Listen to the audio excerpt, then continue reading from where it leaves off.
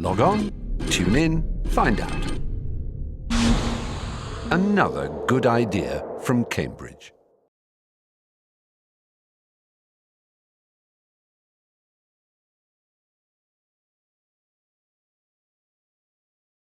So it's a particular pleasure to have a chance to talk to Ken Moody, who I was reckoning we've worked together on and off for over 30 years on various aspects of computers and history. Ken, I always start with asking when and where my interviewee was born. I was born in Harford County Hospital in March 1940. That's all right. That's very detailed. And then I ask about families, and as far back as you like. Some people tend to go back to the Armada or something like that, but anything about that you'd like to say about your grandparents, for example, that generation, or to your parents? It's really to... I think my grandparents, my mother's family, came from Northern Ireland. Her father was born in Ulster. He came from some way to the west of Belfast, and Eglinton was the little town where the family came from. The rumour is that they were sheep stealers. They were certainly, we believed for a long time, related to the famous John Adams, who was one of the participants in the mutiny on the Bounty. But recently a cousin of mine has rather undermined this pleasant fantasy. What has happened to the family since, I think like many families in Victorian times, there were huge numbers of siblings. My grandfather, that's my mother's father, was one of 12. He was the eldest. He was the one who was set for a career in the UK, and his many brothers were sent off to the colonies to find their own way. And so I have second cousins scattered throughout what we used to think then as the British Empire. And so that was, my grandfather was a customs officer. He moved around the country. My mother was born, I believe, let me get this right, in Weymouth, and then he moved to Cardigan, and her upbringing was in Cardigan, and then he moved back to London and back to base, and she was educated in her teens at Winchmore Hill Collegiate School for Girls, where she was a star pupil. Well, Sarah was brought up Winchmore Hill, but anyway, okay, very good. We'll come back to coincidences later. And my father's grandfather on that side, very different. Somehow more, as I understand it, that he was always interested in money. There's a rumour that the family came from, I'm sure the family did come from the Isle of Wight, but I don't know which generation back that would be. He certainly married his first cousin. It's one reason that their eldest daughter, Marjorie, was so stubborn and pig-headed. Is Marjorie going to watch this? Marjorie, I don't think, will reappear. I think it's worth recording that my mother was the second of 5, going one generation down, not such large families, and she was the only girl of 5. My father was the second of 5 and the only boy of 5. So there's a pleasant symmetry. They met in I suppose, in the mid-30s, probably early 30s, because they'd known one another for a while. They got married in 1934. What did your father do? My father worked in his father's business. Customs? No, the other side. Ah, yes. What was it? Apart from money? Money, he ran an accountant's firm, but fundamentally he cornered the real estate of Tottenham. And so he was a director with his father, my grandfather, of various companies called North Suburban Estates Limited, Tottenham Estates, and they were reformed by the Rackman period. I think the Rent Act of 1968 caused them to improve some of their properties. Rackman, yes. But certainly they were ostensibly accountants, but they ran large property firms, and my grandfather, that's my father's father, had done well enough by the mid-20s to buy what was a very large country estate in Hertfordshire. Did you have anything to do with that estate? Well, I grew up in Whitford, which is the village where it was, during the war. So the formative years of my life had my grandfather, who was an authority figure, living just down the road. But by then my father was dead. He died when I was only a month old. A month old? Yeah, he died. He had probably got some sort of congenital tendency to high cholesterol levels. He had a brain hemorrhage at the age of 38. Even my mother, who'd not worked since they got married in 1934, because that was the custom of the time, and so she found herself, she was a qualified lawyer, she had an LLB from King's College London, and so she was, in technical terms, quite able to earn her own living, but of course she couldn't qualify as a solicitor because she was unable to pay to take the articles that would have been necessary. So she she started in 1940 when my father died, and ended when she retired, which was in about, I suppose, 1968, working for Longmore's in Harford. Said I was born in Harford. We've always been in that part of the world until I went to Cambridge, actually. So the whole of my early life was in and around Harford. Tell me something about your mother's character in any way that might have affected your future career. Was she interested in mathematics, or? She was, I think, extremely clever. She was literary and into language rather than on the science side, but she was a good mathematician. It's worth, I think this will come out, her elder brother, Wilfrid, I said she was one of 5. Wilfrid was a scientist. He did the statistical estimation for the design of the first traffic lights installed in the UK, which were in Piccadilly Circus in, I think, the 20s. His son, Frank Adams, was one of the world's great mathematicians. Ah, yes. And so, certainly, the maths genes were in the family, and I'm sure my mother had them, but she was an actress, an amateur actress and a good one. She had huge tracts of English literature in her mind. When she got Alzheimer's, give or take, much later in life, and was in a nursing home, she reacted to the French nursing staff by reciting the poems of Baudelaire with them to their surprise and admiration, as she couldn't really tell the time of day by that stage. How sweet. So you obviously liked her. She was terrific. She was all my life, really, because I never knew my father to the strong extent that I don't remember him at all. What I do remember is his name, Ken. I was born and registered as John Kenneth, John, my customs officer, maternal grandfather, Kenneth after my father, but the second name, Montague, after my successful money-making grandfather, Moody. And when my father died after a month, I was immediately renamed as Ken, and I've been Ken ever since. And I try and keep cool most of the time, but I've just received a new credit card from my bank in the name of Dr. John Moody, and I have cut it up and told them what to do with it. And they will reissue it. They were quite affable about it. Interesting.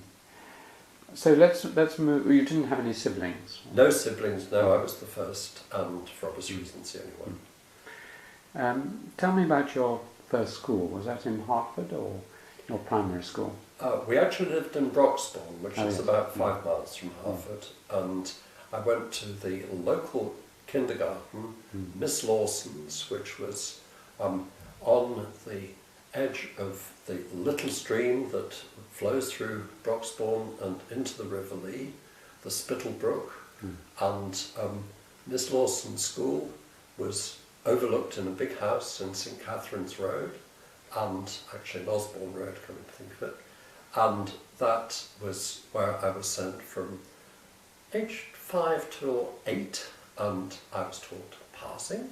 I could parse an English sentence. I knew my tables up to probably 17 times because I was good at that sort of thing. I had the beginnings of French, and I look today at what is happening, and I was extremely privileged. Were you already, I was interviewing Peter Swinnerton Dyer, and he reminisced. I said, when did maths start with you? And he said, well, my mother had to keep me quiet in the bath at the age of 2 by setting me mathematical problems. Were you even then aware in any way that maths was something that interested you? I wasn't aware of it to the same extent, perhaps, but my mother certainly was, because when I was perhaps 2.5 or 3, I don't want to compete with Peter Swinnerton Dyer, I was being a nuisance by interfering in the grown-ups' conversation, and she said to this very, very young child, Kenneth, go away and work out how many window panes there are in that window. And apparently I returned alarmingly quickly and said, I think there are 35. So I must have known either my 5 times table or my 7 times table at that stage. That's lovely. And sometimes some people find even their primary school there is a teacher who sparked their interest. I think it has to be Mrs. Pedley with the parsing of the English language and the sense. As a mathematician, I liked rules. I liked syntax. I liked the sense that what appeared to be unregulated could in fact be disciplined. And, well, she's the name that I remember, and that is the subject that I count as most important in my formative years. So probably that would be Mrs. Pedley. And then at 8? At 8, I went off to prep school.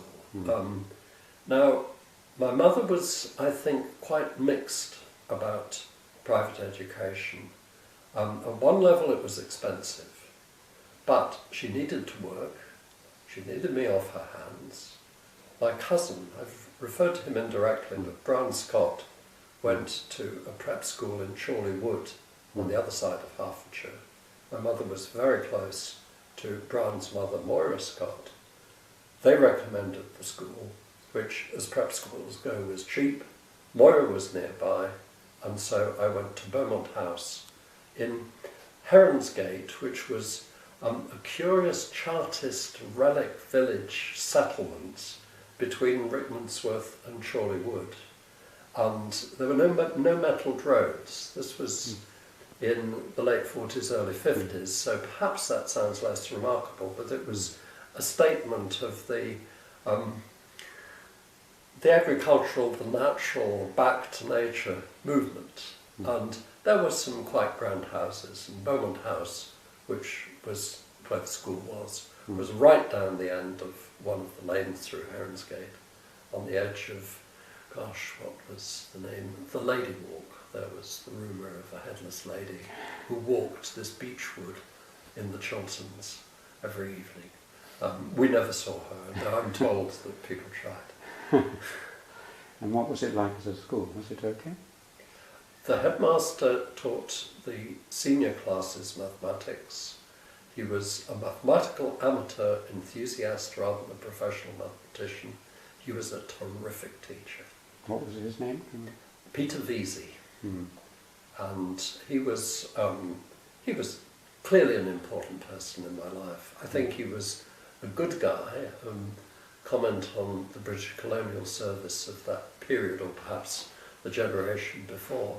When he was young, he thought he should go and see the world and improve life in the colonies, and because he was interested in teaching, he volunteered as an inspector of schools, and he was asked where he would like to go, and he said East Africa, and so he spent 5 years in Nigeria inspecting the school.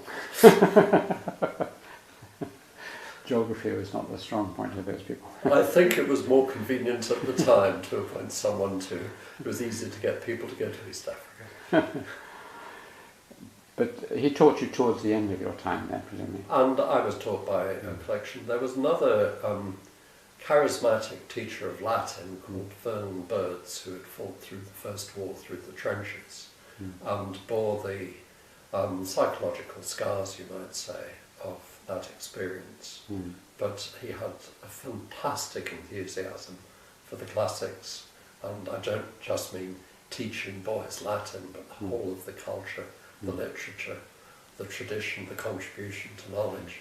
And that was very exciting, because you got someone who was a bit crazy, but who really cared and who could put it across. So he was an important figure. Sounds as if on the whole it was exciting and stimulating and not too dreary experience. It was, I think, a pretty good school. I've no basis for comparison. I think it was quite successful for me.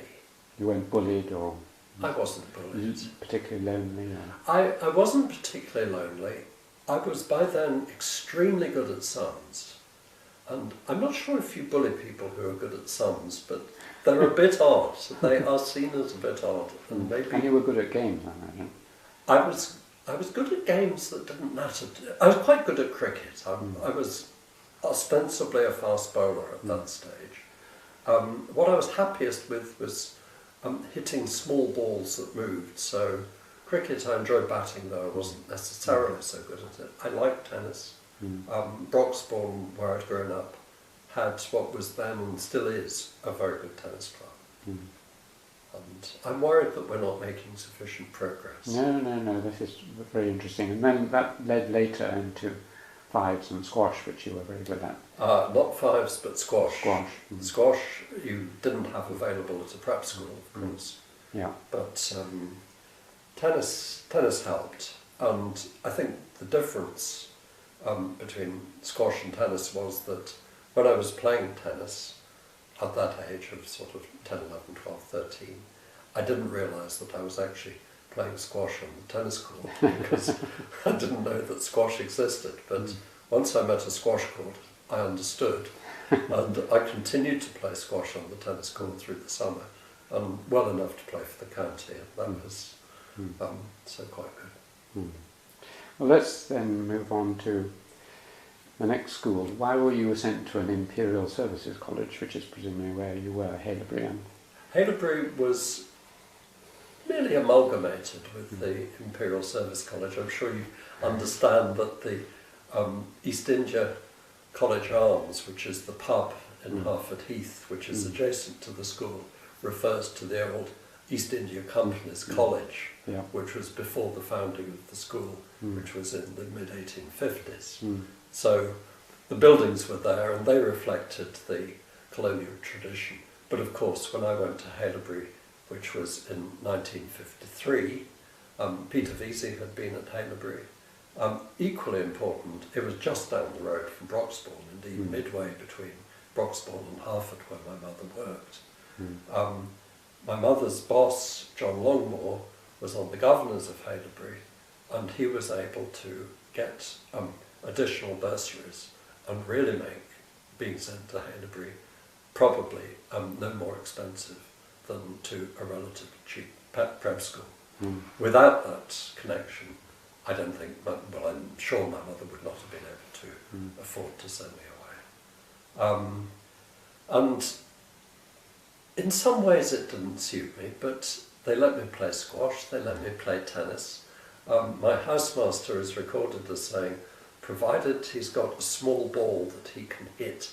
And there was a house ping pong table, so I was house ping pong champion, and so I was Provided completely he's got that, content. he's all right. Sorry? What was the end of that remark of your housemaster? Provided he's got a small ball, He's happy. he's happy. He's happy. And he didn't add wasting his time, which could be spent more profitably on mathematics, though he may have felt it.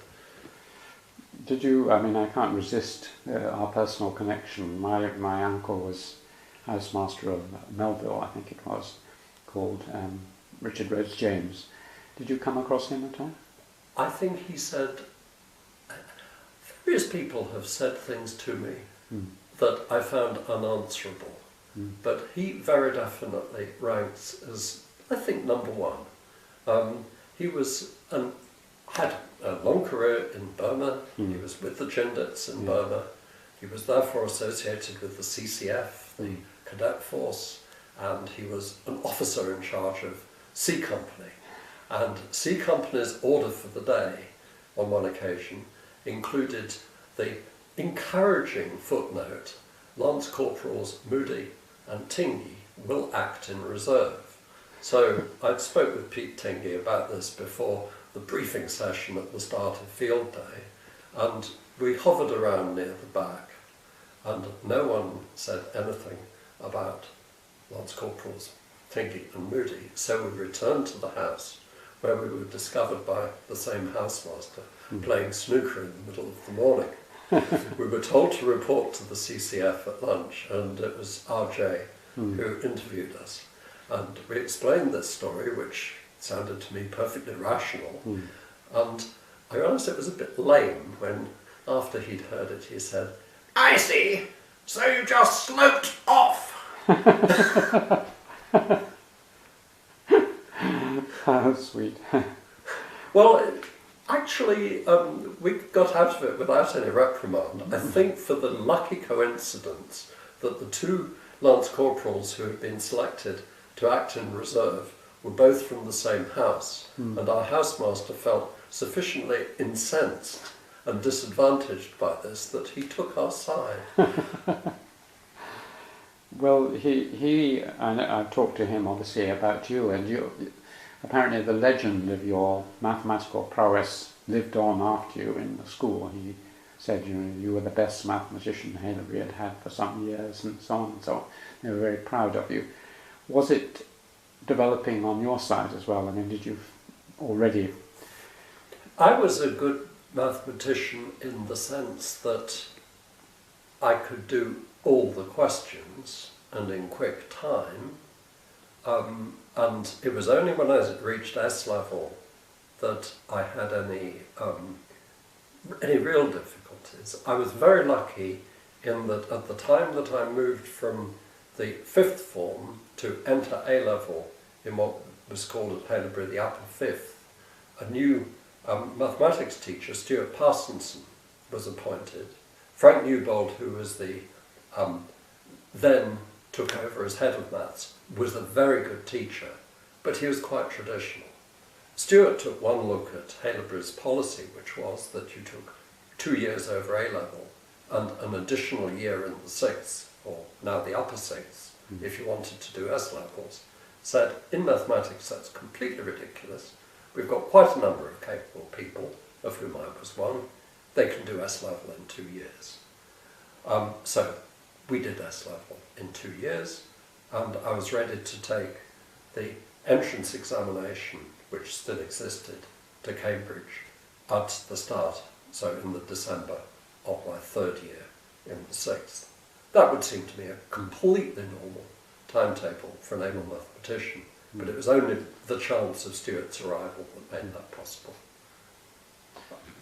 Yeah, and I mean, going back to the idea, there were a lot of good mathematicians around. I was probably the best in my year, but there were other good mathematicians in the school. Were there other subjects which you were finding, were there other science or art subjects which you particularly enjoyed as well? Well, I mentioned Vernon Bird's at my prep school. Yes. And I shocked the classical fifth at O level by coming top in the entire school in Latin. because this was meant to be the classical fifth, and Yes. there were specialist classicists who did Greek, and I felt, I think, reasonably confident that I could have done Latin A-level as well as maths and physics, and asked the school whether this would be possible, and there was a lot of toing and froing, and I was then told that if I really wished to change to classics, since I appeared to be able, I could probably learn Greek from scratch, which completely missed the point. So at that point, I gave Latin up until it became necessary to polish it a bit for the entrance exam to Cambridge, and I did find it very easy. Again, perhaps going back to Mrs. Pedley at kindergarten, because there were formal rules, and the syntax would conform to those rules. I loved elegiac couplets, because once Do you again... like Pope? Well, that's poetry. Alexander Pope. Yes, I mean, yes. I think there's a similar formality, but semantic content with it. I was more interested in the syntax, I think, than the semantics. Were there any other teachers in the school who particularly influenced you? Stuart Parsonson would be number one. Yeah. I think no one on the classics side. There was a very good...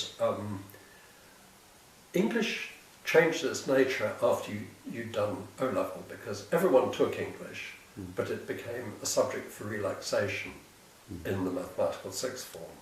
And a teacher called Jack Thomas would give us interesting books to read and make us talk about them, and that was an important thing. No, there were lots of teachers. Bertie Bradstock teaching us French for O-level. He was a character, and actually lived down the road in Broxton. Sounds again as if it was a mostly positive and pleasant enough experience. I was happy at school. I wouldn't say the happiest days of my life in any nostalgic sense, but I think you take things as you find them. They let me play games. What about other hobbies? You were a bird watcher at that stage? I was a bird watcher from the age of 3, and I might perhaps should have mentioned that, because in connection with living in Whitford through the war, my mother had worked before she was married in the Cabinet Office. She was secretary, well, PA, to Hubert Henderson, who was part of the Keynes think tank. Indeed, he was the chairman of that group. And Hubert was sufficiently worried at her brain going to waste after she got married that he set up a guy called Hope Bagnall, who had married his sister. Hope was a visionary architect. He was a wonderful mixture of the practical and the abstract. He did, among other things, the acoustic design for the Royal Festival Hall. So he was highly intelligent, very laid back, but he was a bird watcher. And he would come over and really see my mother. He had a car which he managed to get petrol for somehow in the war, and he would turn up from time to time, and we would go down to the River Ash and watch birds. And I remember seeing my first kingfisher there with him. And so I've always been a bird watcher. I don't have a life list. I'm not a twitcher, I would claim. I like seeing the birds of the region, wherever they belong. I'm never off duty. I have lightweight binoculars which I can carry with me in any context in which I can go. So, and that was true at my prep school, which was a good environment for watching birds. It was true at Haileybury. I remember red-backed shrikes on the common. Harford Heath had red-backed shrikes. There were some very close to our house. And I've never been off duty as a bird watcher since I started at the age of 3, I suppose. So that was a hobby. On Friday afternoons, instead of running around the school or playing squash or fives, there was an option that you could do what were called public works. And I tried building, and we were erecting a pretty inadequate wall in a harmless corner of the gardens. And that was quite fun. But later I became a printer, and this was with a character called E.J. Miller, who was known as Herr Muller because he had a slightly strange accent and was rumoured to have commanded a German U-boat during the war. But he ran a quite sizable printing press, and once I'd started printing, I remained printing for the rest of my time in Hungary. So that was a serious hobby. And since he always comes up at some stage or other, what about God? I mean, the teenage is a period when one sometimes has God. If you go to a well-organised colonial service school, thoughts about God are subsumed by the strict timetable for confirmation, at which is really a ritual process, and one moves from being a christened member of the church to being a confirmed member of the church, without too much thought going into the process. My mother, I think we went to church every Sunday.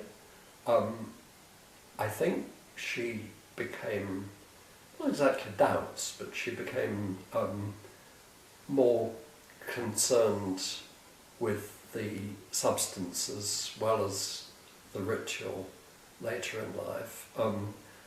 I could always, I think, take or leave the ideas. It was really when I went to university that I started thinking about these things rather more seriously. Taking communion is something that one did while at school and continued to do, at least at the beginning through the holidays, but rather rapidly by the time I had left school, I was no longer a communicating member of the community. And I think doubts isn't the right word, because you have to have something to doubt. So I don't think it was like that. But you say at university you began to think about it again. I began to think about it to the extent that I'm definitely not an atheist. I get strong theological moments, normally things like birds, ducks on a bright summer's day give me strong theological moments because, Darwinism is all very well, but if it's an accident, it's a very happy accident. So a sense of wonder Einstein, when asked about his faith, it was more to do with a sense of some mystery or wonder which he couldn't pin down. It wasn't any particular God in the sky, but something I've described myself when pressed as a vague pantheist, and that's about as far as I will go. Other ostensibly religious, God-looking moments, I went to Chiang Mai. I could be a Buddhist more easily than some things, but I don't think anyone. That's the nice thing. No one's going to make me be a Buddhist. No, they won't. That's why, paradoxically, one might become one. I know, that's the sort of feeling, but I went to there's a monastery above the summer palace which you train your mind for by ascending up some large number of steps, but in the hundreds. And it's a very silent, peaceful, static environment, and I found it very sympathetic. Well, let's go on to university. Did you just try for Cambridge or other universities as well? I just tried for Cambridge because there was this tradition in the school that it took 3 years from O-level, in other words from the start of your A-level, to gain university entrance. I was told that in the first year after taking my A-levels and of course my S-levels, I should do the Cambridge entrance. Stuart Parsonson had been supervised while in Cambridge by Norman Routledge, which he had regarded as a positive experience, and it was therefore decided that I should apply to King's College, where Norman was Director of Studies. So I duly did the entrance examination. I didn't find all the papers easy, but I do remember that in the mechanics, I looked at the questions and they all looked possible, and I tossed a mental coin and decided to start at question 10, and I had done 10, 9, 8, 7, 6, 5, 4, 3, 2, and had nearly finished 1 by the time the bell went. That was my most successful paper by quite a way though, but it was still enough to get a major scholarship to King's. So I then spent the rest of that year, perhaps I should have gone away, but I was still relatively young. I mean, I was under 18 at that stage, and Stuart Parsonson taught me the first year syllabus for the maths tripos, so that when I arrived, as people did at that stage, I went straight into prelim to part 2 mathematics, and so missed part 1 completely. Gosh. So you arrived at King's, what year was this? This was 1958. And tell me about some of the 58. Was Noel Annan Noel Annan provost? Was provost. Gosh, we all think back to Noel Annan, and there were all sorts of good things going for Noel, but he was to students a little on the pompous side, and he was full of himself. And somehow I think the things that made it easy to forgive these apparent weaknesses, and which his colleagues could adjust to, the students found really very difficult. There was, indeed, I was going to say a story, but it wasn't a story. I'm telling it, but it was true. He had people round to see him, I think it was every Sunday evening, in the Provost's Lodge, who were always welcome to get around. If any student would like to come around to talk, and this notice had been amended, if any student would like to come around to listen. And so, very positive in lots of ways. He interacted, he wished to interact, he was quite good at it. I think the most decisive thing for me in going up to King's in October 1958 was the dichotomy between half of the entrants who had already done national service and the other half who had not.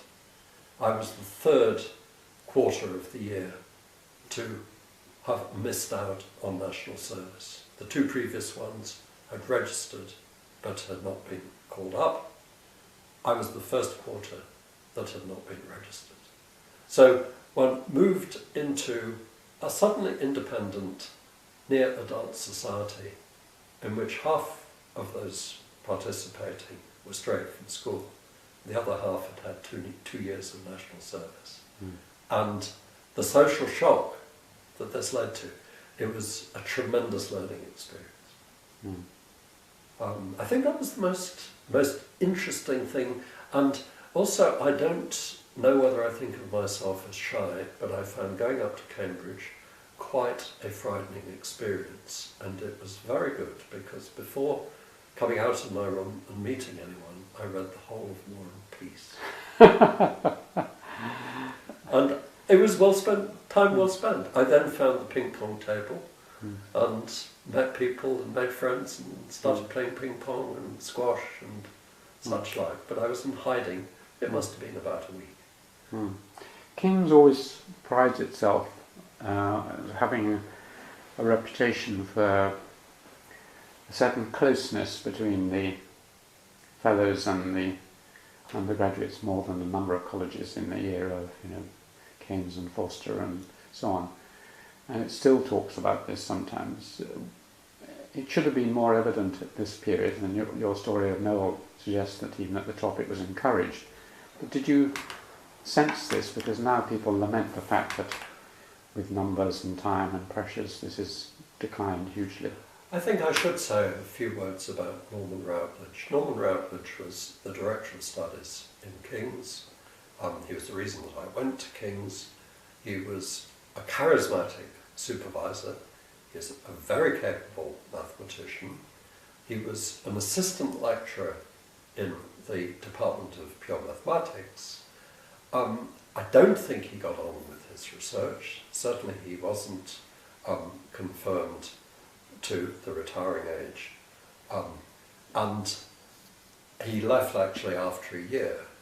And I think he was one of the last, maybe period, of academics who lost their chance of an academic career through too much interaction with the young. I mean, Norman he was one of the founders of the King's College Loan Record Library, which was a wonderful resource for the students of that period. Indeed, I learnt to understand and enjoy classical music, partly from the availability of records that one could simply take out for a very small fee, and partly because Norman, with Philip Radcliffe, who was an elderly music fellow. Even elderly then. He was elderly when I was but a child.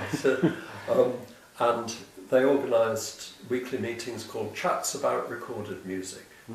And Ian Forster would participate as well. And I remember him listening to Beethoven's Fifth Symphony and then recalling what he had written in Heart's End on that subject. So it was a good environment for someone with a limited military public school background, because there were all sorts of new doors to be opened. Too many. Too many. What about the moving on from music to drama? I mean, Daily Rylands must have been fairly active still at that time.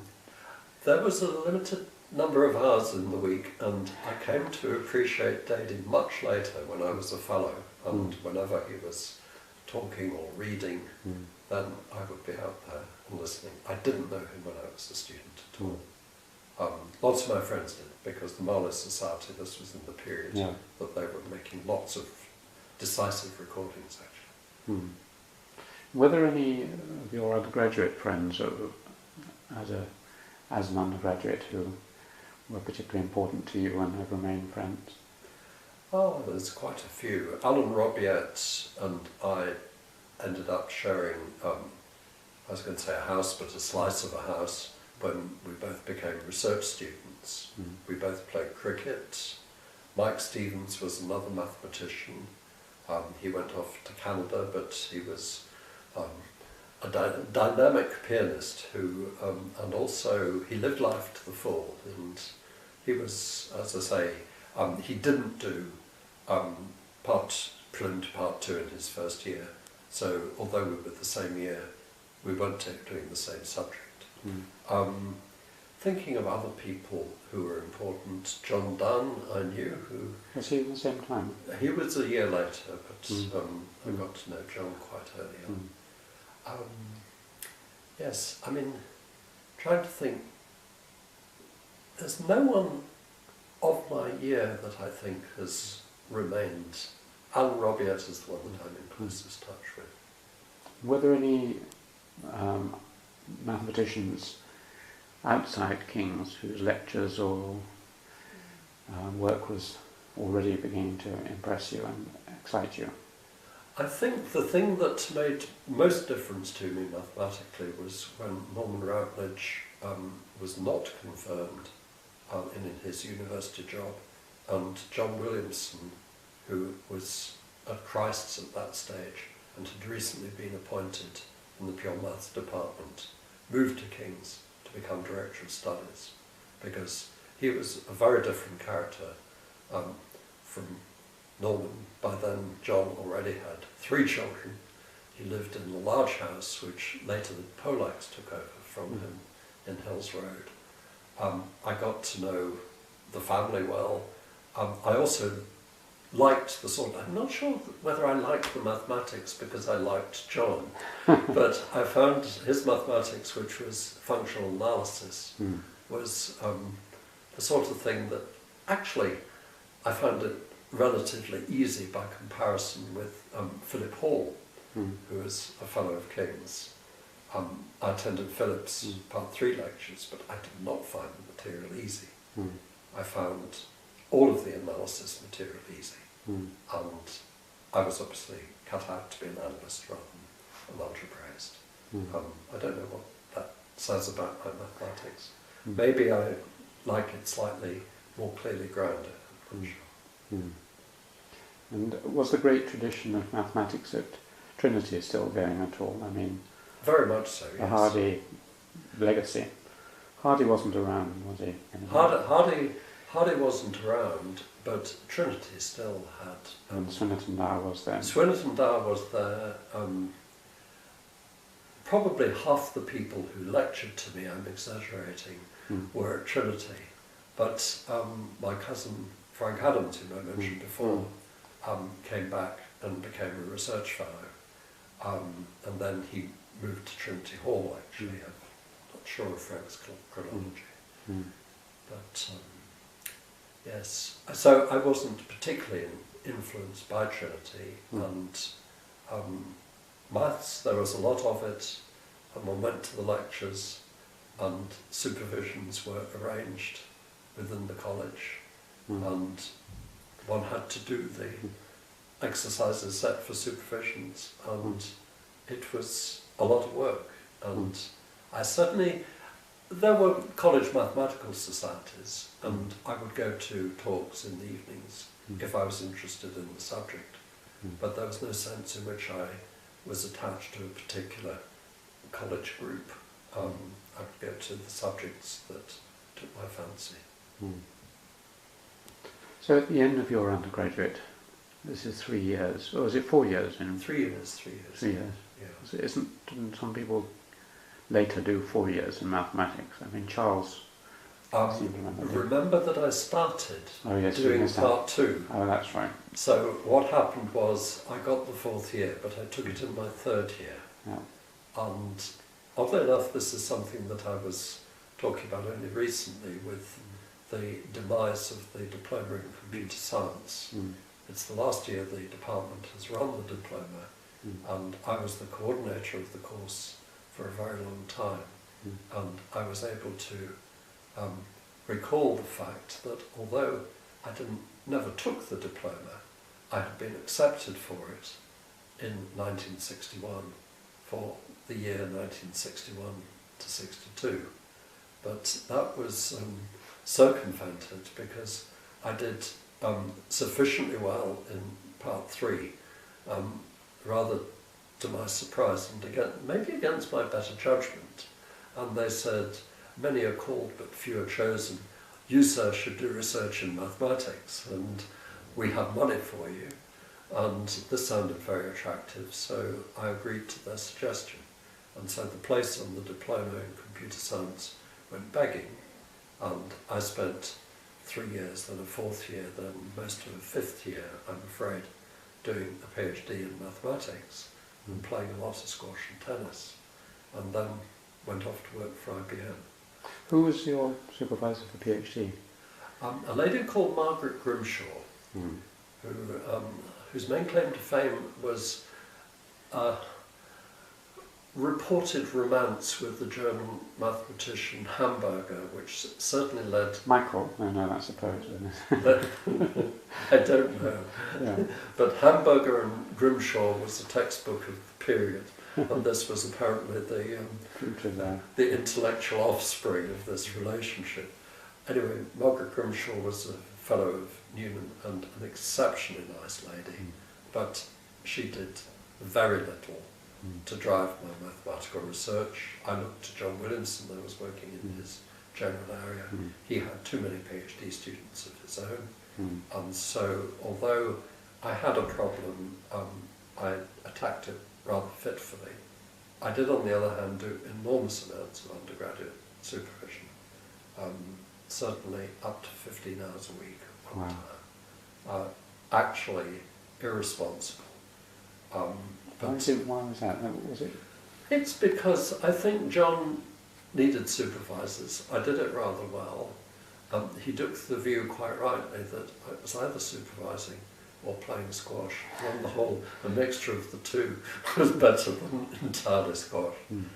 I mean, I did advance. Not for money, and you were all right there. I was all right for money. Mm. I had a grant. Grants in those days were very good. And by then, my grandfather had died, and I took the decision that the money that he left me, two things about it. One, I didn't get it till about 5 years later, because realising half Tottenham takes a while, which is what you need to do if you're winding up in a state which owns half of Tottenham. Yeah. I should say that I was one of a very large number of legatees, so this was not all coming to me by any means. So I didn't need money. On the other hand, I think I enjoyed supervising. As I say, I was a popular supervisor. The results improved steadily, and certainly the students I supervised did as well as any of the others. So And that's why, but that's why it took you so long, perhaps. it probably contributed. Or I think it's probably fairer to say that I got it done because I kept my mathematics up and running, and I didn't just play squash. Let's just move on to IBM, and then that might be a break, but why did you go to IBM? I went to IBM because I completed a maths PhD. I looked for things that I might do with it. I'd not published anything. Had I? No, I don't think I published anything at that stage. And I did not have an academic drive. I was interested in the problems that I worked on, but I wasn't compelled to solve them. And I thought that if I was going to continue in mathematics, there was no future for me, because I was not going to do the necessary research. And so I looked for other things that might be interesting. I went to the Defence Operational Analysis Establishment, who played war games. I met a very nice guy called Dr. Hugh Simon, who had an algebra PhD from Oxford, who was a very senior academic computer scientist at IBM Hersley. And I found what they did, both of these environments offered interesting, grounded problems that I was convinced would engage my interest in a way that research in mathematics had never done. Oddly enough, King's came to the rescue and made the decision for me, because I went to a dinner, and I'm not quite clear why, as a long outstayed welcome PhD student, I should have been attending a King's dinner, but I sat next to Philip Noel Baker, and he said, "And tell me, if you worked for the DOAE, what would be the productive element? Surely, if any of the things that you were investigating were used, were exploited, would you be happy with that thought?" And so I went to IBM. Because the nature of what is productive about war games, and having been put like that, I would take the same decision again. I joined IBM in February 1967. IBM had very high expectations of the amount of time that their staff would put in, but they were a wonderfully paternalistic employer. They looked at my background and decided that, one, I should be recruited to IBM government branch. Essentially, this was large scientific machines where my background would enable me to talk to customers. That, I think, was a good decision.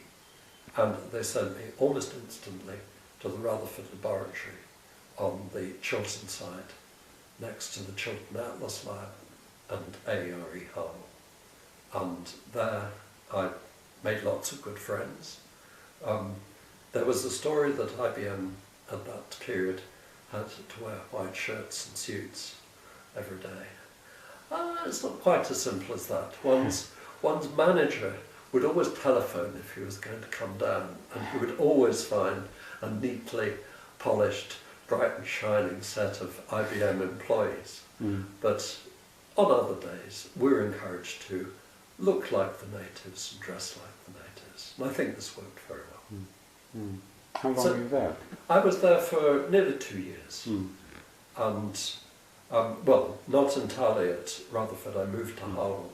Mm. And by the middle of 1968, I was acting as a countessee at Harwell, working extremely long hours, doing very interesting work.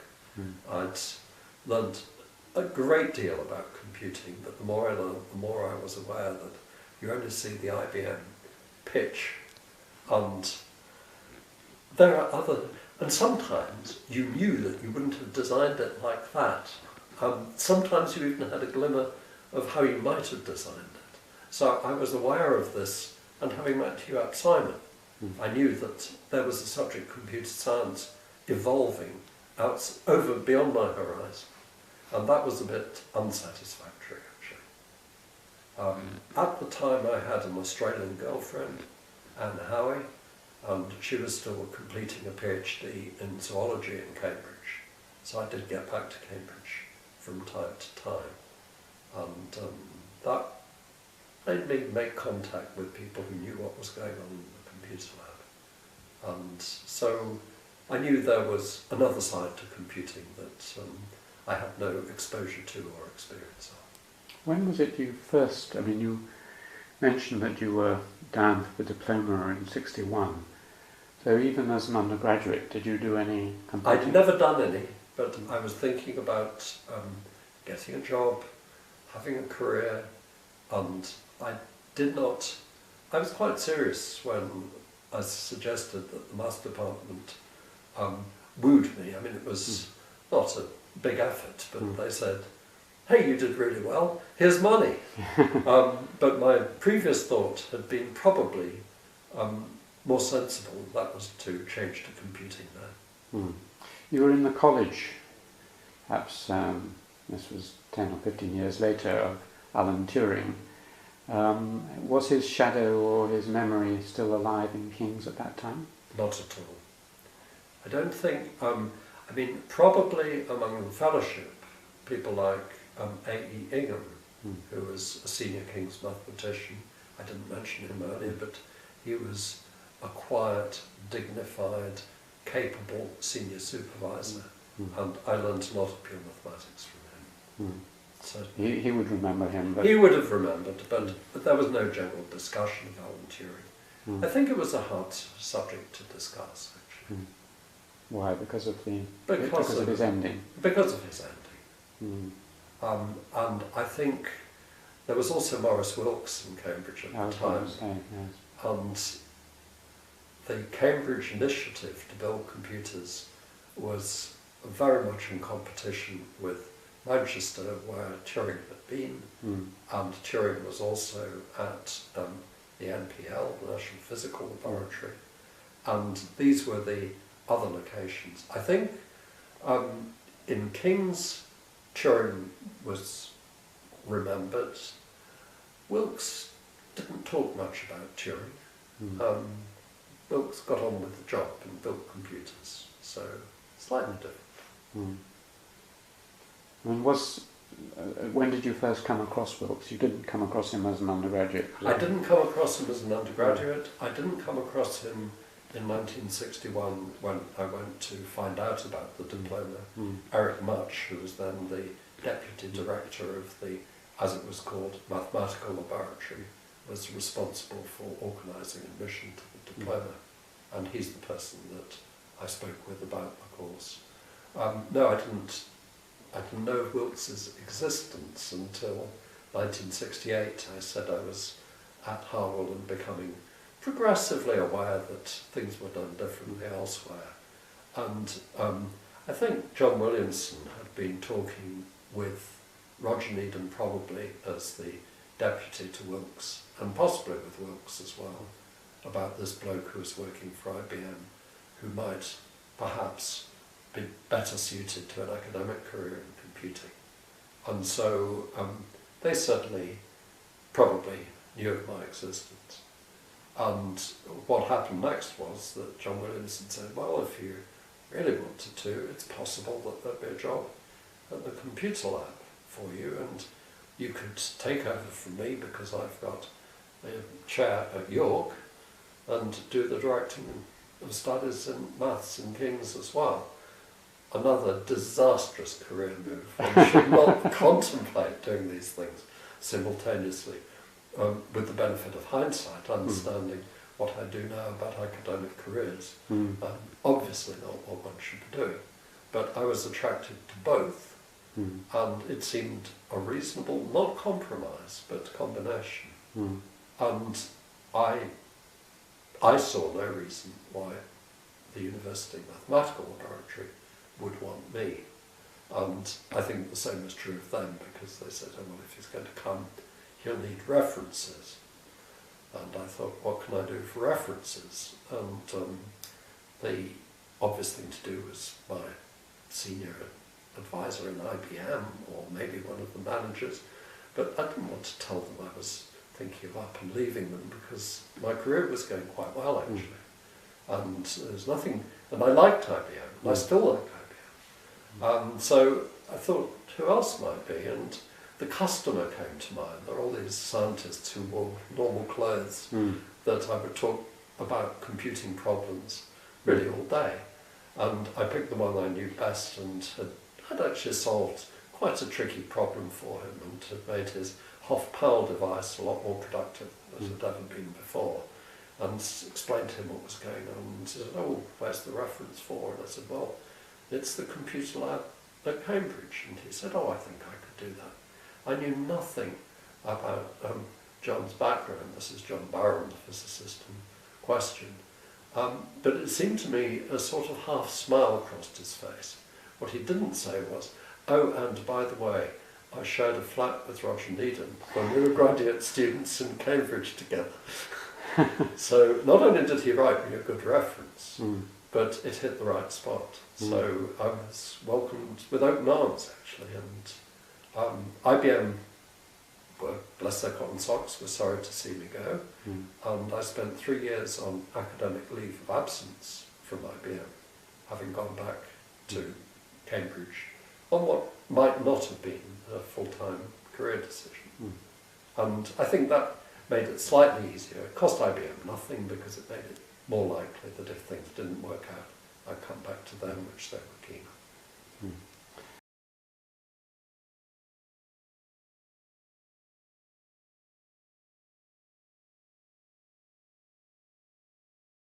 You came back to King's 68, but did you get a fellowship there, or?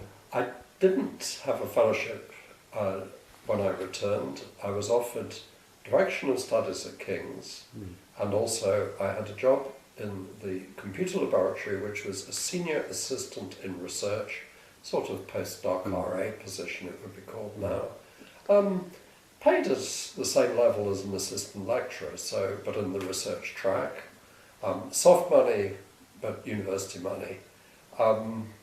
No guarantee of tenure or commitment on either side, but the chance to work in a fascinating environment given my background at IBM. The lab knew that they were going to have to buy a mainframe computer. They built Titan themselves, a prototype Atlas II machine, but technology was moving so fast, and there was no way that they could keep up with home-built machines. And naturally, because of the marketplace as it then was, they would be looking for IBM kit. So in some sense, I was purchased for the future. But this is with the benefit of hindsight, I think. In King's, I lived in college. I lived in the recently completed Keynes building, what was then called M5. The slices of the Keynes building were given different staircase initials, so you had K at the bottom, L, the next one up, and M was what we would call the second floor, and then there are a few rooms, N at the top, including Oliver Samuel. And I was lucky to have free accommodation, and I didn't feel discontented. I mentioned Alan Robiet earlier, who by then had completed his PhD and was a teaching fellow in Corpus Christi. Another of my colleagues, actually someone I'd played a lot of cricket and quite a bit of ping pong with, Haroon Ahmed, was also a fellow of Corpus. And none of my doing, Squire, I promise, but they began to mutter and said, look, Corpus is short of mathematicians. We've been asking around and you do a good job. There's a fellowship, yours for the asking. Why not move house? For various reasons, Alan knew that I'd originally been planning to go to Corpus when I first applied to Cambridge, because I had family connections with the college. But actually, King's is sort of pretty pervasive in one's thinking, and by that stage I was naturally a Kingsman. This took from, I suppose, October 1968 to February 1969, and the outcome was what one would predict, that King's heard the rumours and I was made a fellow British Smarty. I don't think this is a very... it's a story that reflects credit on no one. I think it can be fairly said. Who was Provost by then? Was it Edmund? Or no, I'm sure... still... I think Edmund was probably Provost by then. Yes, he was. And there was a complication because there was an anthropologist who was in the same position as I had been, that is, directing studies without having a fellowship. And Edmund, I think, didn't approve of... That wasn't Stephen Hugh Jones. That was not Stephen Hugh Jones, no. No, absolutely not. And I think there was a sense in which maybe having two people in this position made it easier than having just one. Anyway, I was made a fellow in 1969, and that, I think, probably made my life easier in some ways, but the distractions available to fellows are very much greater, and I soon found myself on college committees, including the council, and made very good friends at the time with lots of people.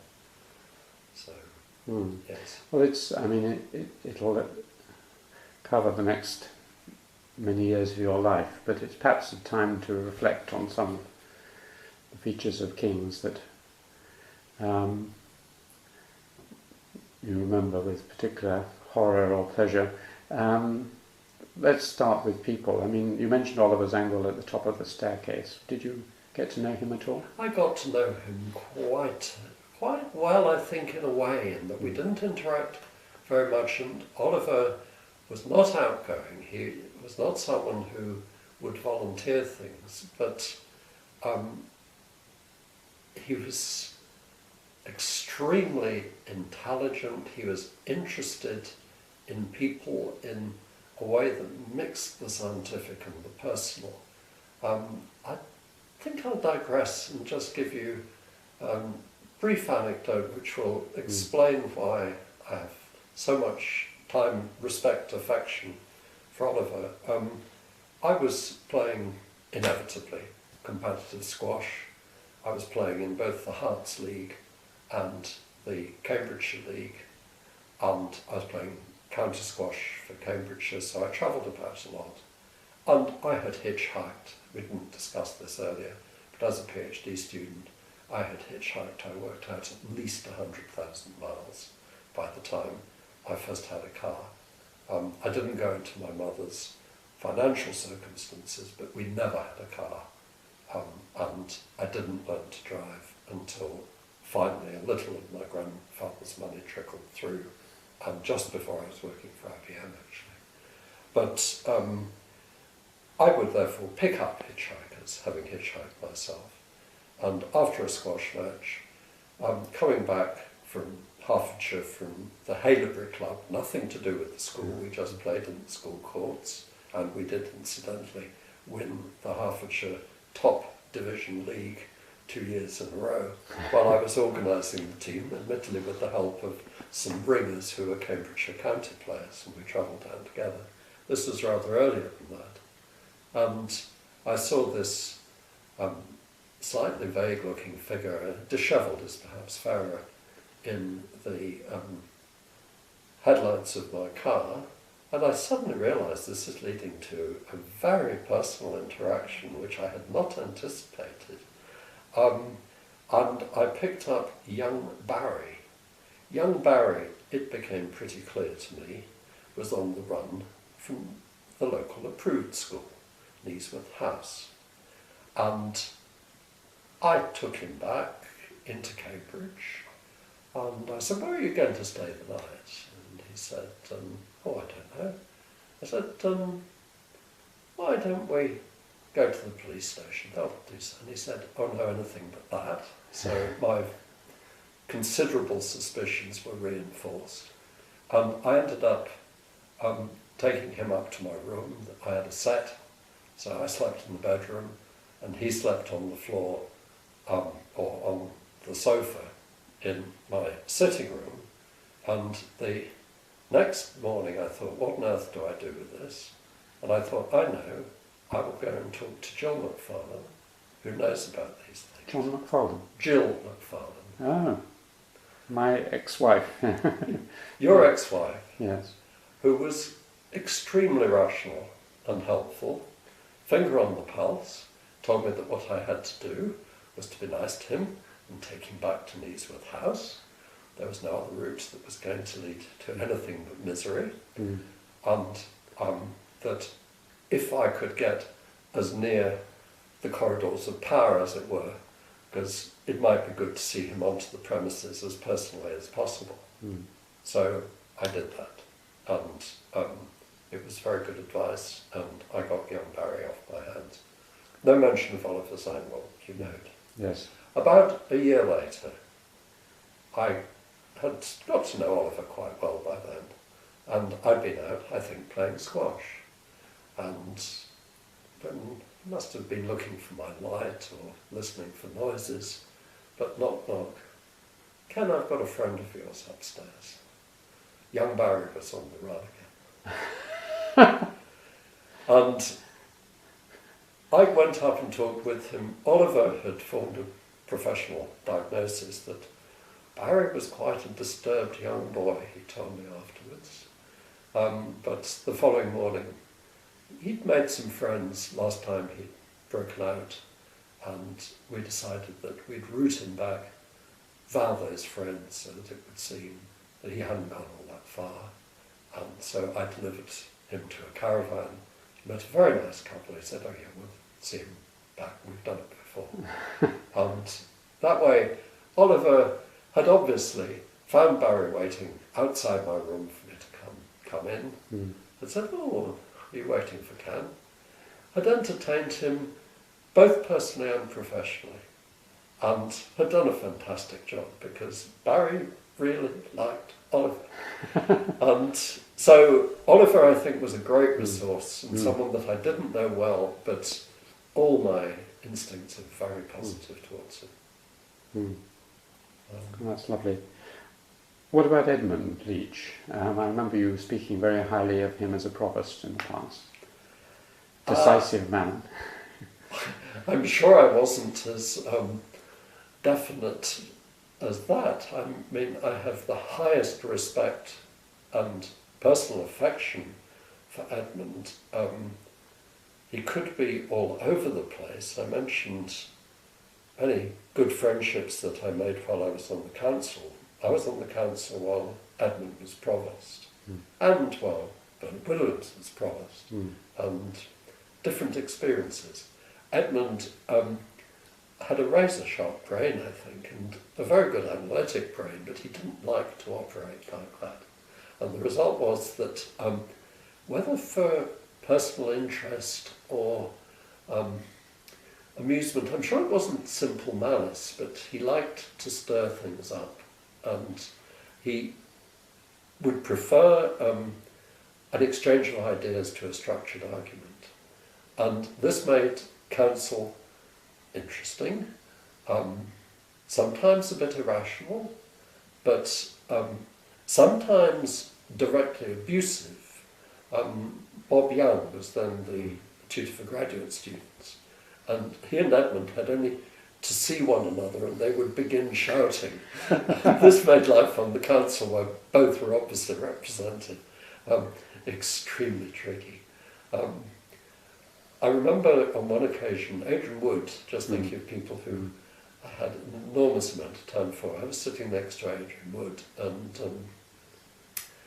we'd been exchanging constructive notes about the way it was a discussion about admissions policy and graduate admissions, and Jim Turner was there, as I remember, and Adrian had been passing me technical suggestions for ways in which votes might be rephrased, and then Bob Young made a slightly edgy interjection, and Edmund had a red spot which would glow when he was about to erupt, and the red spot had begun to glow, but I didn't think Bob's point was unreasonable, and Adrian sent me what was obviously a clarificatory note, and I opened it, and it said, "Another round of Godzilla versus the Thing?" No, one should not collapse in fits of laughter in the middle of a council meeting and roll about on the floor. But I'm afraid I had no option.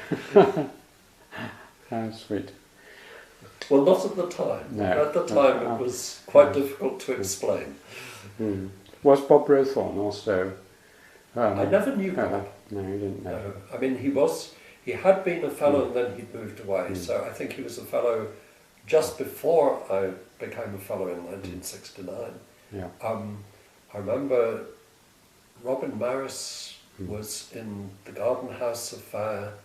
I was a young fellow, come to think of it.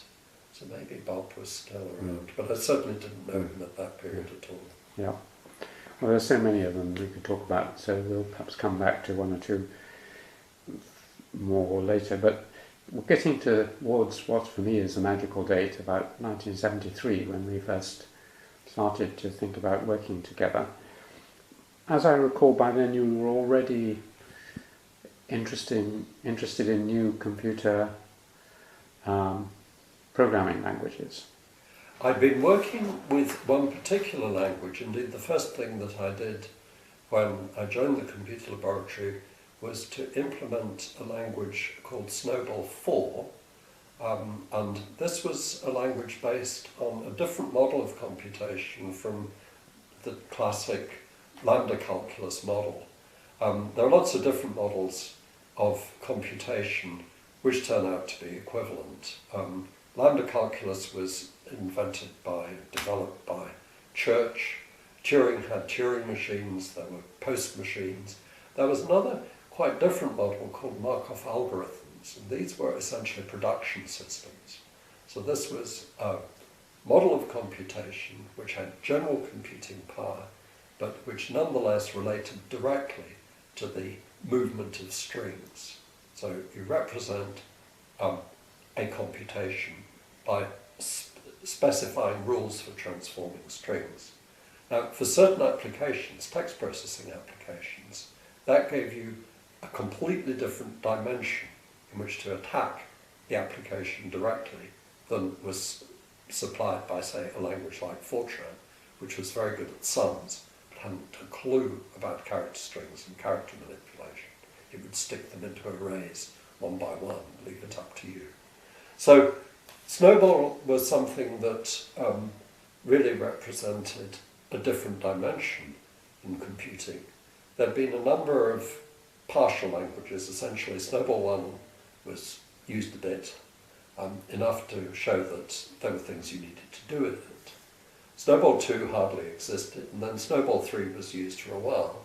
Meanwhile, the team that had been developing these languages had worked on Snowball 4, which was an enormous sort of composite hodgepodge of all known ideas in computing. So it had functional programming was sort of embedded in it, and it had been developed by Ralph Griswold, who moved from Bell Labs to the University of Arizona, Tucson, at about that time, and he provided a portable implementation in the form of a macroprocessed specification.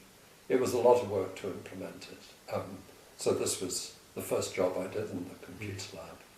And I liked Snowball. It was a very baroque experience.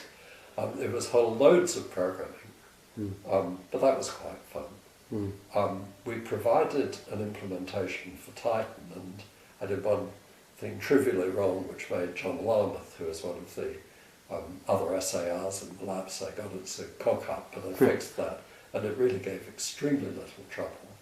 We also did something which I think the most, as a technical trick, the thing that I'm proudest of, maybe in all my computing career, was porting the Snowball implementation from the Atlas II back to the Atlas I at Chiltern, partly because it's where I'd worked when I was working for IBM, partly because we ported it in binary. The operating systems of the two machines were quite different, so I took the specification of the Atlas I operating system, generated a version symbolically on the Atlas II, dropped it into memory. There was no effective software at Chiltern in the form of binary with a large patch area where we were going to fix all the bugs. And there were only three bugs, it turned out. I worked with a guy called Eric Thomas, who'd done the Cambridge diploma before going off to work at Harwell, or the Chiltern Atlas, and was very well disposed to Cambridge. And we're in the pub by lunchtime. And it gave great service there, because Cambridge we had plenty of other language support, and Chiltern had nothing. They had nothing for text manipulation. So it was really very widely used there. Crazy way to port a system about, but it worked. And so that was, yes, you're quite right. So my first experience was with this slightly zany Snowball language, which is a Markov algorithm-based language. Now you'd expect any self-respecting programming language to have proper support for string processing, and you would have libraries built on top which would enable you to do the type of string manipulation that Snowball was designed for. At that stage it was quite different. What was its relationship to BCPL? Absolutely none. BCPL was a minimalist language in the lambda calculus tradition. So BCPL... It wasn't destroyed by BCPL? No, not in the least. BCPL, I shared an office with BCPL in the form of Martin Richards. And I mean, I'm very happy to say that I learned more about programming and computers that I would wish to forget from Martin than from anyone else, because he knew every fiendish trick of programming. He knew how to pun arguments of one type against another. But the systems that he developed, despite these tricks, were extraordinarily reliable, and they went like a rocket. There were no overheads. BCPL, it's worth mentioning, was the language which led to B at Bell Labs, partly tribute to BCPL, partly presumably to Bell, and B was followed rapidly by C, and many of our troubles have started at that moment. I was wondering whether, trying to connect your interest in a language which dealt with text strings with the fact that when we started to talk in about 1973 about the possibility of using a computer to make a study of English historical records more possible, and I'd been brought up to believe that all computers could do was, through Fortran, was to add up things. Do you think, I mean, why were you interested in talking to me? That's the question, really. I was interested in talking to you. I think you're setting me up in a slightly biased way, because I don't remember it like that at all. I remember it as that I was interested in talking to you because you offered me coffee, and we went up to your room and you showed me what you're up to, and it was inherently interesting. That was cards from the card index on the floor. This was an H2, yes. H2? Or H3, yeah. H3. I'd have thought it was one level up. I felt H3. H3, it wouldn't be H2, it would be one level above, and it was on the left-hand side, so it would be H3. Yeah. And there were these cards, and it was actually the cards relating to a particular family, and you took me through this and showed me how there were these. There's a slight problem, because when it says Henry Abbott, you don't know whether it's Henry Abbott or his uncle Henry. And I was just surprised and impressed that records, demographic records from that period in that village could give you such a dense coverage of the family relationships and life of this particular group. And I was interested inevitably, because I like practical problems. I think this is why I was never going to be any use as a mathematician, because I wanted to be grounded. I wanted to have a real problem that I could engage with. And I still remember saying, why did you choose the Abbott family? Is it that you've got a particularly good collection of data for them? And you said in the Macfarlane throwaway manner, oh no, Abbott, A-double-B, it's as far as we've got. And I thought, little computer project, because the question of scalability, A-double-B said, you'd been at it quite a while by then. Also, I'd begun to get interested in database management systems. The language side, you're quite right, the language side was interesting, because the languages that we were working with at the time did not have good support for text processing, or they were rather like Snowball. I'm afraid they were a bit of a mess in other ways. So there were two things that needed to be addressed. One was managing this very large collection of data. The other was finding languages that would support presumably social scientists, demographers who had questions to ask of the data. And at the moment, neither of those was a solved problem. So yes, I was interested in making the historical records tell their story. And I've always been more interested in solving computational problems if they're doing something for somebody, if the answer will help. So I know how much your help and collaboration meant to Sarah and I over the years, but you kindly said, I think in an email recently, that it's also been important in your intellectual development.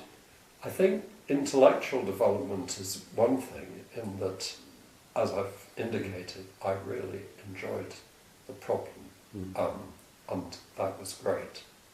And I think in terms of career development, I was very lucky to have access to an excellent undergraduate, Tim King, who was at that stage, just as we were beginning to formulate the project, finishing up his computer science tripos degree, and we'd got support and interest from IBM. I'd kept in touch with IBM. They had a prototype relational test vehicle, they called it, PRTV, which was available from the IBM Scientific Centre. Repeatedly I say available, I don't mean available. They had it, and if you were very nice to them, they would maybe let you get your hands on it. So we set up a joint project. They, of course, I say of course, but no one had experience of using relational databases for dealing with such a complex set of character string data.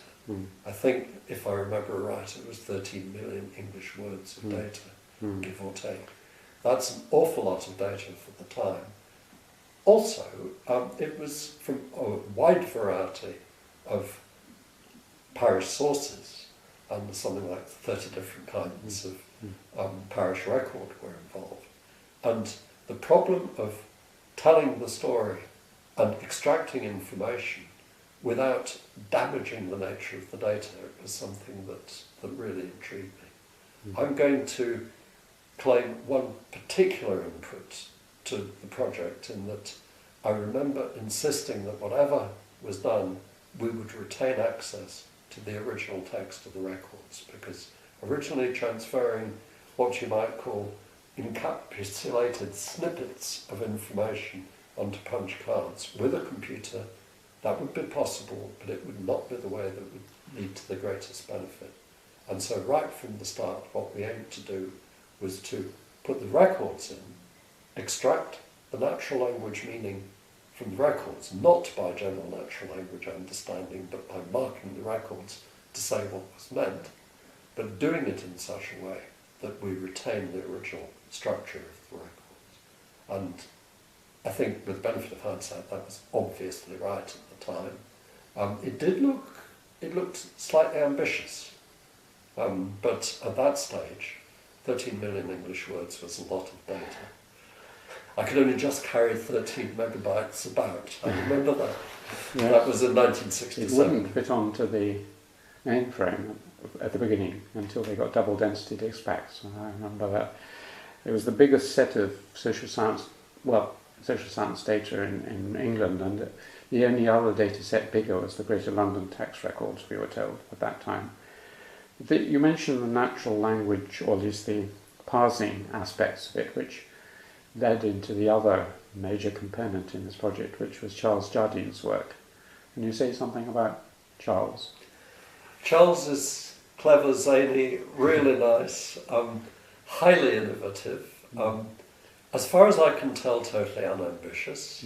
I've never seen a desire to advance Charles's name, reputation, but he can get intrigued with the need to solve a problem. He can be very ingenious and productive in getting towards a solution. I always found him a delight to work with because he repeatedly made you laugh. And you never knew when or why or how. But it was in the service of science that he would make you laugh. And that was a wonderful combination. There was also a wonderful combination between him and Tim, because they were such polar opposites, weren't they? Tim was not laid back, got to admit.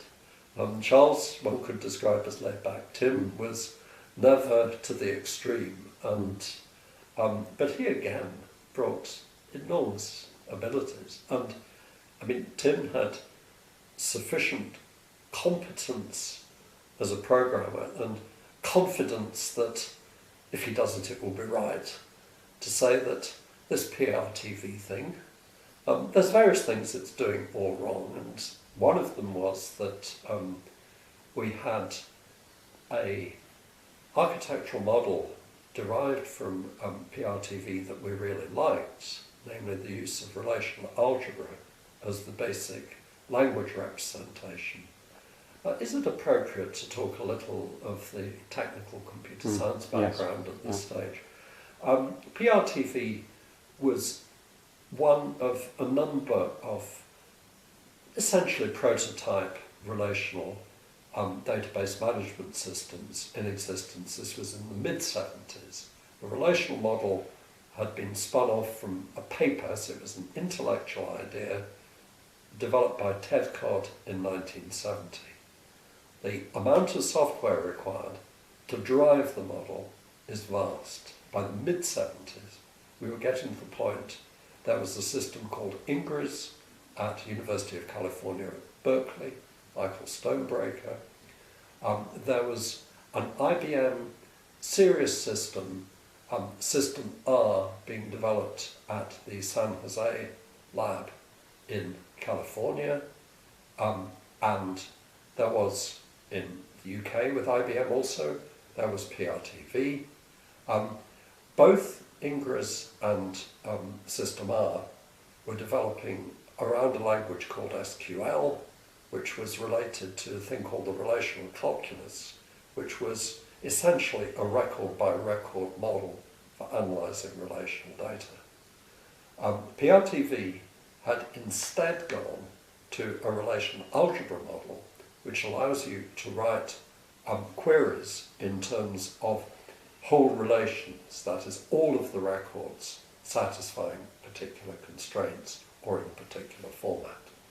Now, for technical reasons which I won't go into, if you've got a large number of updates and you're going to have to manage concurrency control, a relational calculus approach is much preferable. The great beauty of our problem in its matching with PRTV is that we were interested in setting up a database that was the model of the records describing L's code, and then explore that database to derive a model of what L's code might be like. The great beauty of this is that there's no update, or there's the occasional update if you suddenly discover that some of the data has been input wrongly, but fundamentally it is a read-only database. So for our purposes, a relational algebra-based programming model was far more suitable, and PRTV already offered it. Now the way in which they had set up the implementation of relational algebra was to use recursive calls down a tree, which was the parse tree of the relational expression. I think the technicalities are too tricky to go into, but for various reasons that is not nice, because it interferes with natural concurrency control. And Tim had this idea that we should retain relational algebra, we should exploit the parse tree in a rather similar way, but that instead of doing recursive calls from the top of the tree, we should set up an active coroutine structure and allow the data to flow as it naturally wished to. And so that's what we did. It meant re-engineering the whole of PRTV, which we duly did in the language BCPL that you just mentioned. It led to, gosh, I wrote an awful lot of code at that time. I wrote no papers at all. But after we'd done the coroutine, this time it was Martin Richards, my colleague who worked on BCPL, and I devised the coroutine structure. And on this occasion it seemed that a little paper might be in order. So we wrote a paper in Software Practice and Experience. We've got a research student currently working on similar problems, that is, how you maintain fine granularity, concurrency control via a high-level language. And he's developed extensions to Java. And in a curious way, I showed him the original 1979 or thereabouts paper, and the resonance with what he's doing now is surprisingly close. And he liked it, and he said, yeah, nothing is new. Nothing is new.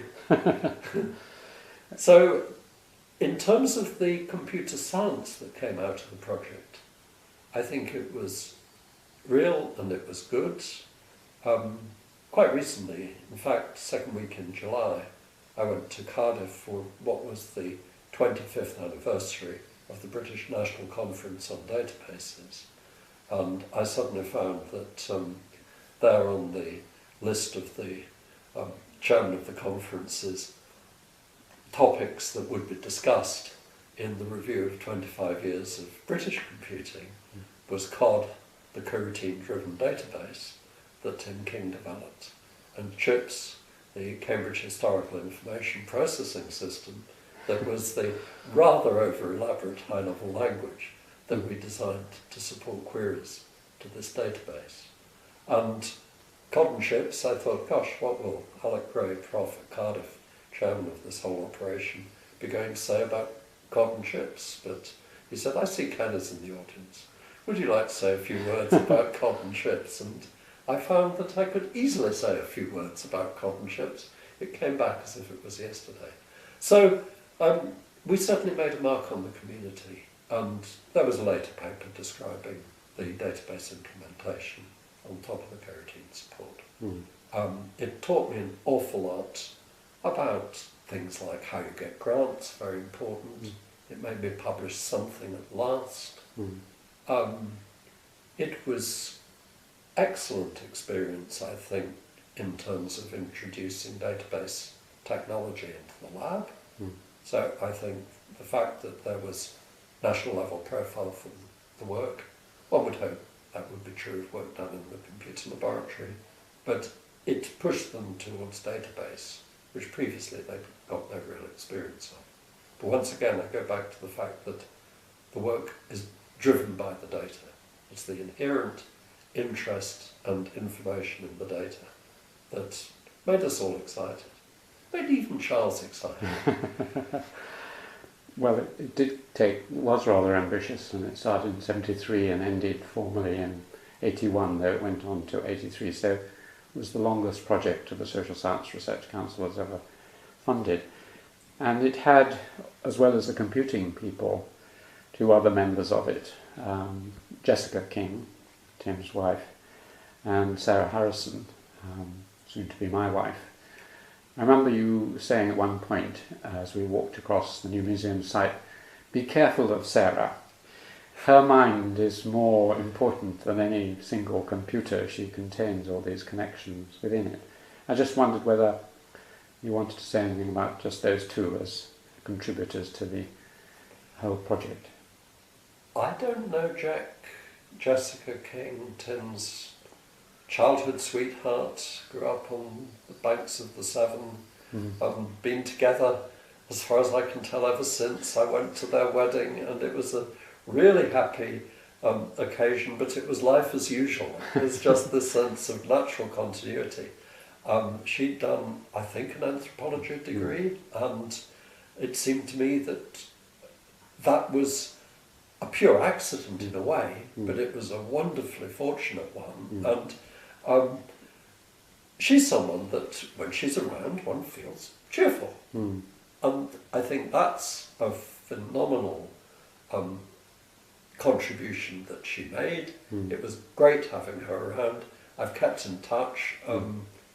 She's now as then great company, and I didn't know about the work that she did because it was really about as far from what I was doing. Sarah's a very different matter because Sarah was directly involved with the actual transcription of the records and the processing of the records and what the phenomenology, if you like, of the data sources. And without that, no amount of computer processing. This is being slightly mean to computers, but I wouldn't believe a word a computer told me unless someone who understood the issues had told me that was quite plausible and likely to be right. And therefore I think, I didn't remember saying that, of course, but I'm quite unsurprised, and I think it was appropriate and accurate at the time, because the knowledge of the content of the records was absolutely vital to the success of the project. Sarah had that. It did mean that she would invent answers to problems. Sometimes I trusted the computer, which didn't mind which record it picked up first, whereas Sarah was inclined to be influenced by which record came to her hand. If you're classifying, you tend to take the first record and then add things to little clusters based on the first record.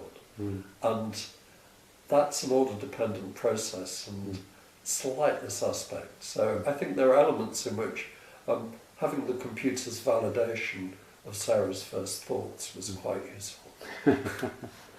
Well, this project went on till 83, and then it really sort of died because it was on a mainframe and there was no way of using it in any way, and attempts by the SSRC to save it didn't have any effects. But suddenly when the web internet came along in the late 90s, I remember we were sitting on the in the Provost's garden eating strawberries and cream one afternoon, and we were reminiscing about the old days, and this was about 2000, I suppose it was.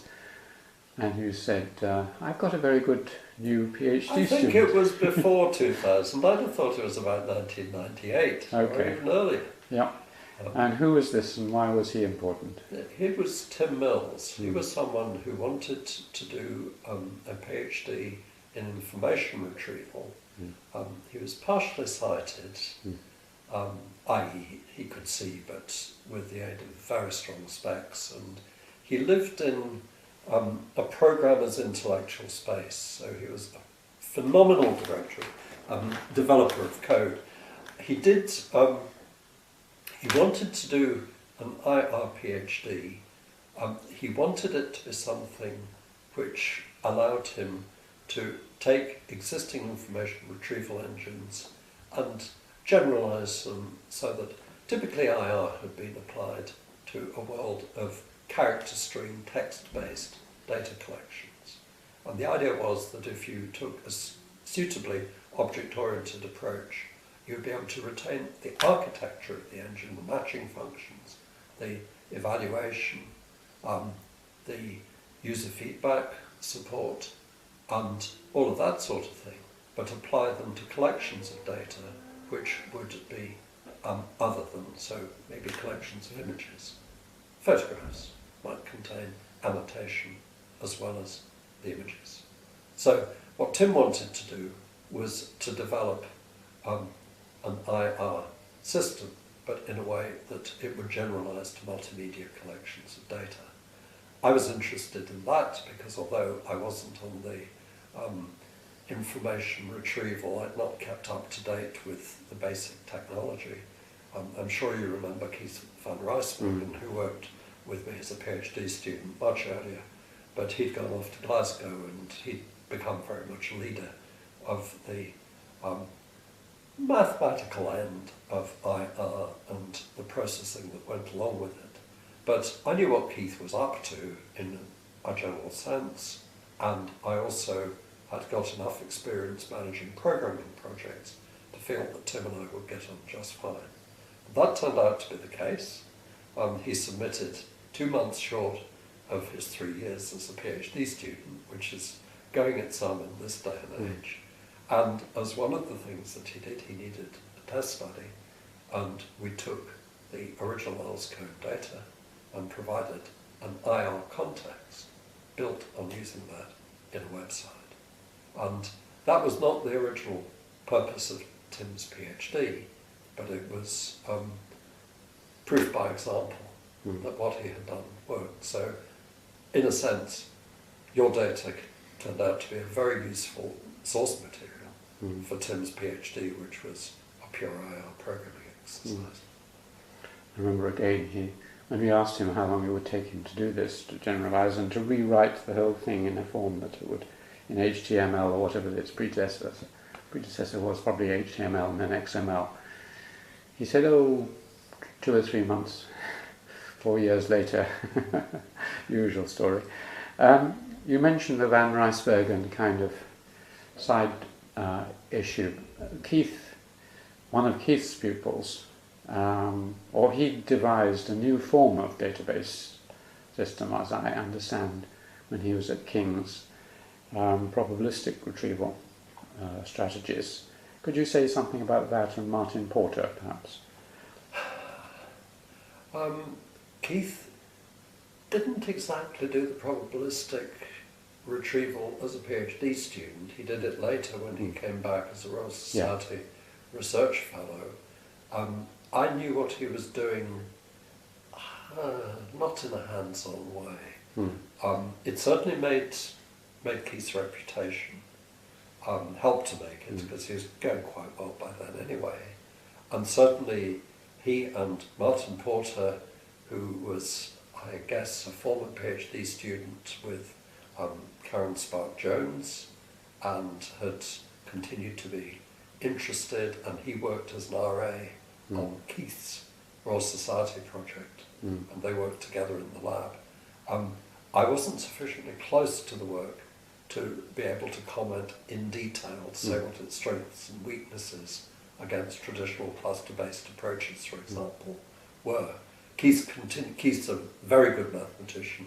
He's continued to use probabilistic methods. He is universally respected, and seriously respected worldwide for his work in this area.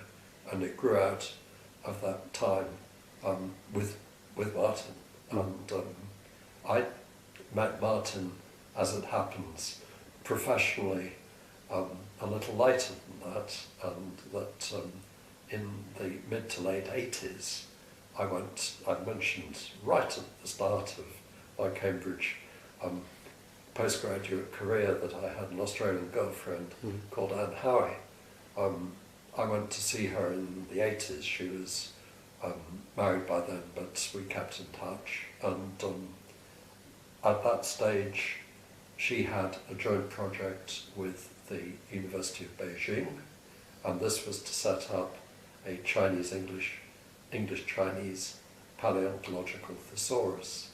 And the importance of this is, as we've been hearing very recently, that there are collections of paleontological material in China, particularly dinosaur collections, which don't have their immediate counterpart in the West. The trouble with the fossil record is that it is partial. You only see what you dig up. And therefore, independent terminologies develop and have to be related to one another. And I got involved because it turned out that the Cambridge end, which was responsible for dealing with the printing of the English side, was supported by the Literary and Linguistic Computing Centre, and for various reasons, things that ought to have happened didn't happen. So I started doing some of it myself, and then I found I didn't have time, unsurprisingly, and Martin Porter came and helped me then. And we ended up publishing it. You know, I have a physical copy of the document, and I'm assured by paleontologists of that persuasion, very useful it is too. So, yes, I met Martin later. And I got very close to Martin and worked with him a lot, and was very fond of him. I'm very fond of him. He seemed to be a very clever man. He's very clever. Right, now we have to rank Charles Jardine versus Martin Porter for ambition. Yes, I see what you mean. Yeah, neither of them very ambitious. But neither of them, both are very clever. Neither is very ambitious. Both, are they underachievers? I don't think so. No, they've contributed a lot. They've contributed a lot. And, if you want recognition, you're not like them. Yeah. You worked, I mean, the 70s seem, when I talk to people like Andy Hopper and other computer scientists, extraordinarily exciting time in computing generally, and in Cambridge. I mean, the Cambridge ring. I will pick you up on the Cambridge ring because it's something that if I'd been awake, I would have said earlier. The Cambridge ring was just happening at that stage. We had a relational database engine which operated by taking a parse tree and deploying the individual nodes to locations that were supported by coroutine activations and communicated with one another. And I said earlier that this allowed the natural data flow to control the concurrency rather than having it imposed. Tim had the very smart idea that since we had this architecture, there's no reason why your node representation should be in the same processor even. If you had something like the Cambridge ring, you could do your parse, generate a parse tree, and then instantiate the coroutine activations at different machines in the processor bank and allow them to communicate through the Cambridge ring. Now, in the same way as when I got Snowball to work straight away at the Atlas One at Chiltern, I think Tim's achievement, because we did this, we deployed it on the ring, and it evaluated a relational expression, quite complex relational expression, without any trouble at all. So that was a validation both of the Cambridge ring and of the coroutine structure that we were using. IBM's original model, it wouldn't have had a cat and hell's chance of making sense because it was too complicated. So yes, the Cambridge ring was there, and this implementation that I've just described was a naturally distributed implementation. And one of the other things that was happening was the Cambridge distributed system was being developed in the 70s. So this was, if you like, the software exploitation of the Cambridge ring communication technology and the processor bank, processor farm computational model that went along with that. And it was bound to be exciting because lots of people had one, it wasn't just us. But everyone who had one suddenly found they could do interesting and original things. And yeah, And I mean, in some ways there were so many. I mean, Tim also, in some of the work, was anticipating things like screen editing systems and all sorts of things which later spun off into whole companies and industries. Were there any other ways in which Cambridge was at least up I think the screen editing it really goes back to the efforts that we made to mark the natural language structure of the records and the entities within the records that carried meaning at application level, and going back to Sarah and the people who understood the records needed to read the records and then have a convenient way to add diacritical marks to the text that the machine would then be able to sort out. And there was a particular group within the computer laboratory led by Charles Lang, which had got a lot of experience with the PDP-11 system, and we developed an interactive computer editor, first on the PDP-7 and then on PDP-11s that succeeded it. I think other people were doing this, but arguably we invented SGML, and XML is That's just, what I was wondering. I think you could say that some of that work anticipated SGML and certainly XML. So I would say it is all our fault. But it also led off into many of these numerous spin-off companies and Acorn Computers and all sorts of things like this. Have you ever been... Some of your friends became extremely rich as businessmen, setting up companies. I mean, Andy Hopper is one, among others. Were you ever tempted to do that? I took one consulting job only. I've always valued my time. I've always had enough money to live on. The exception was when I bought a new house in 1977. It was, I was going to say a derelict, that's quite wrong. It was a thatch cottage, 300-year-old thatch cottage in Macfarlane, which is a village about 10 miles to the west of Cambridge, and it needed a lot of work done on it.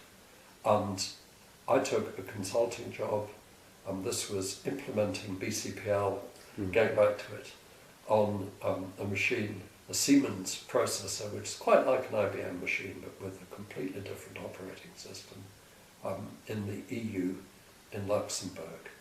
And in 3 weeks, I earned a third of my annual salary, and I paid for the building work. So I think I could have done it maybe, but I valued my time, and I didn't need the money. We're coming towards the end, but there's one or two major questions I've got left. One is, much of my work has been done with Sarah, and without her support and hard work and thought, it would have achieved very little. I know that you may or may not feel the same about your wife Jean. Can you say something about Jean? I can say a bit about Jean. I think Jean's contribution to my career has been enormous. Without Jean, I would not have a career. Jean came to the lab in 1985. She'd worked very much in these areas of concurrency and distribution. She did a PhD as a member of staff when she was at Hatfield Polytechnic, as it then was, later University of Hertfordshire. She knew all about the theory and the practice, and she programmed and made things happen in the world that you've just described that took off in the 70s. Now, by the 80s, she'd made her reputation in that area. And embarrassingly enough, I was on the lab interview panel that appointed her. I knew nothing that I know at that stage, but we felt she was a very good appointment. Early on, we started working together because we have similar areas of interest. And I discovered, to my shock, that she would almost rather write a paper than write code. And I had regarded a paper as something one wrote when one had run out of ideas.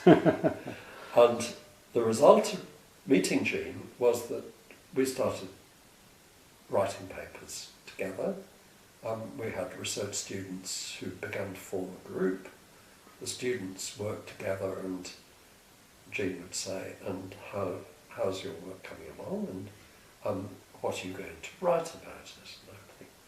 And I think, what? You haven't done it yet. But curiously, this led to the group's reputation spreading, and we were quite early into distributed event-based systems. We were early into federated application management and the access control structures that are needed to support that. And these ideas have become more and more important as global computing. All of these things are driven by technology revolution to some extent. And the comms revolution of the late 80s and early 90s completely transformed what you can do with computers. In the 80s, we were developing what were called distributed database management systems. Absolutely miserable to work with, all sorts of consistency problems. And it was because moving data from one place to another was a total labour. There were long and tedious papers written about the advantages of data shipping, where you move the data from point A to point B, to query shipping, where you move the query from point B to point A. And all of this was completely made redundant with the comms revolution. Suddenly, you could move all your data from point A to point B just like that. No trouble at all. Might as well be here. There are still concurrency control issues and consistency issues, but you weren't bothered by the slowness of the technology. So we were there and exploiting the new model very early, and it stood us in good stead, and we've run a successful and by and large happy group since, I suppose, 1988, 1989.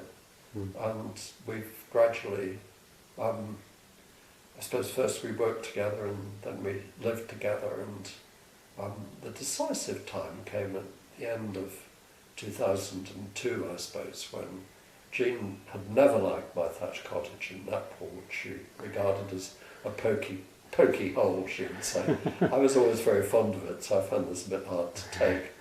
But no question, we lived in her house in Bowman Mews, against the botanical gardens, very nice too. And so she said, no, your house has become a second home. True. It's in the wrong place. True. So we moved it, and we moved it to the area of the Suffolk coast that we've always walked in, indeed where you're sitting today, in Blythbury.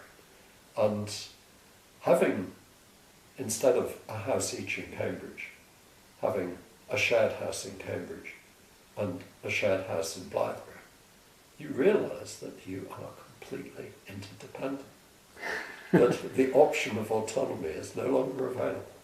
And we got married, and it seemed easy and natural. I was worried it would spoil something, but it made absolutely no difference. And there it is. So. It's what one might call a human comms revolution. I suppose so, yes. Thank you.